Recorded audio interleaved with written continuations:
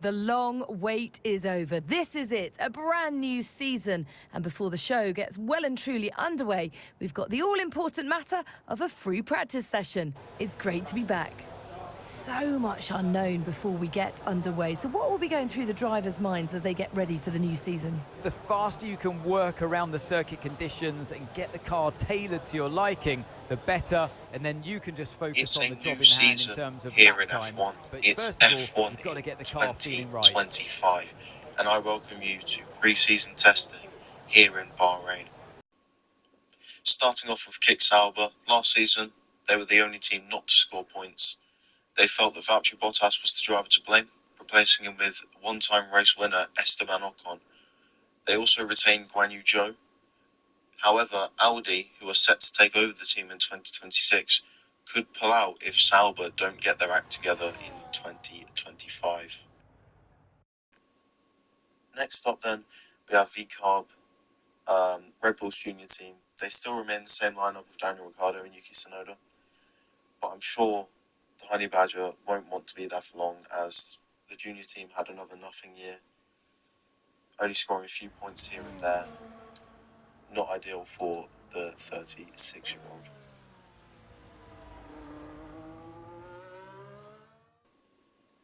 Now, next we have Williams, and after making no progress from 2023 into 2024 and finishing 7th for 2 years in a row, James Vowles finally had enough and dropped Logan Sargent, and he's given 2023 F2 champion Théo Pourchaire a drive, snatching him away from the Sauber/Audi Academy, where there were never going to be any opportunities for him.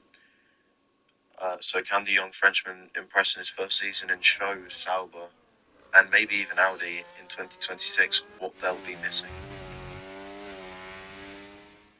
Next, Alpine.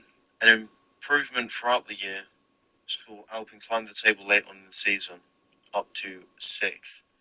But with Esteban Ocon jumping to Sauber Audi, they had to find a replacement, and they chose the experience of Kevin Magnussen to put alongside Pierre Gasly for the 2025 season.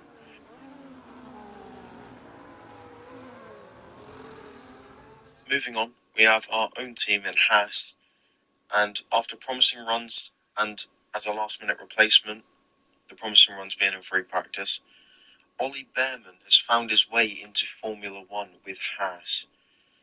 Obviously, Haas are a Ferrari customer with their engine and rear suspension, so they've allowed Ollie Bearman to go and get his F1 experience alongside Nico Hülkenberg in 2025.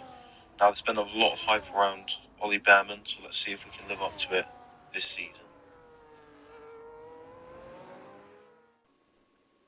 Next up then we have Aston Martin, and there is no surprise as they keep Lance Stroll, and they have also managed to retain Fernando Alonso, who now has a lot of new hope in the team, as they have now got Adrian Newey on board. Last season they were weighed down by Lance Stroll, but Fernando Alonso helped them to just scrape 5th over Haas in the Constructors' Championship. Now, in 2026 is when the Adrian Newey and Honda partnership will happen, so we'll have to see if Fernando's hope pays off. Next up then, surprisingly, we have Mercedes, who only made 4th in the Constructors. Now, they've retained Lewis Hamilton, surprisingly, and they've also kept on George Russell, and 4th is a very poor year by their recent standards. And who knows how they kept Lewis. Maybe they could be absolutely insane this year. We'll just have to wait and find out here in 2025. Next up then, we have Scuderia Ferrari, and they retained their driver lineup with Charles Leclerc and Carlos Sainz. Last year they had incredible one-lap pace, so they were always up there in quali, but they just didn't have the car.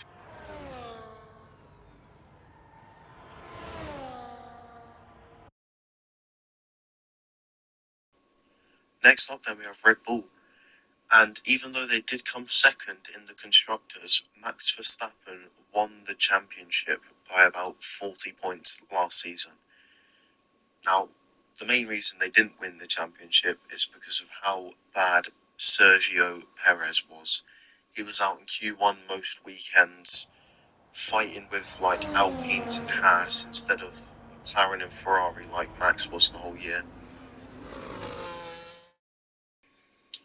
And speaking of McLaren, they put up a really, really good fight last year, and Lando is unlucky not to have both Constructors and Drivers' Championship trophies with him.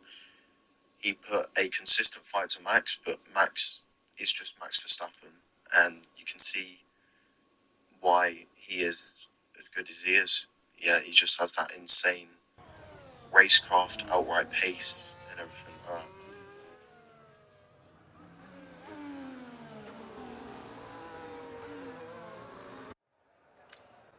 As you're just going through the preseason testing results now, we actually did really well with our lap times compared to our teammate, but you can see with like Oscar Piastri, the times won't be fully representative. But yeah, maybe we're just showing our pace early on there in the season, and we'll see what we can do at the first quali session of the season and the first race in Bahrain. We'll see you there.